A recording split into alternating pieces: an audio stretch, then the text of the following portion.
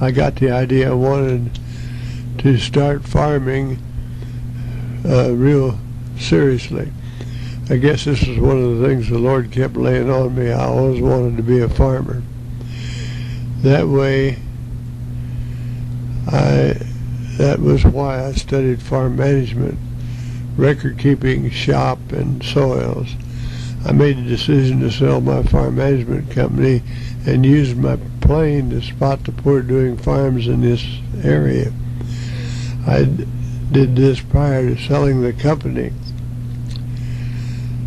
I flew over the communities and saw farms that were not being run as they should be.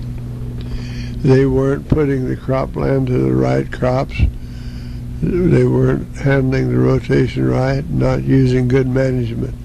I found out that many of these farms could be bought for $1,000 down and $1,000 a year payment with 4% interest as long as you wanted it.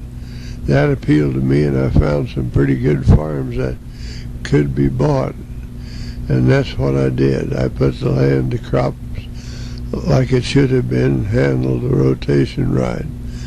I would type the soil and add what fertilizer it needed that I knew would produce more. That worked out real good for me. I put some machinery together using an idea I had I called it minimum tillage.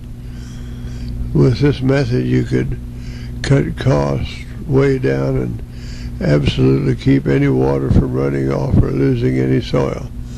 You could raise an average yield which would be over 100 bushel per acre of corn at the minimum of machinery and fuel costs. When I would get a poor farm built up and had good crops on it, then someone would come along and want to buy it. So I made quite a little that way. Then I decided to lease a good farm which I knew was for sale. I took it over and did what I knew should be done. Within 10 years, I bought a 280-acre farm at Rhodes, Iowa, and had it paid for. I paid $225 an acre for that one because it was a much better farm than usual. The ones that I were buying that were real poor would sell usually for around $125. Everybody told me, just like they did when I went to college, that you can't pay for a farm with prices the way they are. But if you do it cheap enough and farm economically and keep your production up and volume up, I knew better.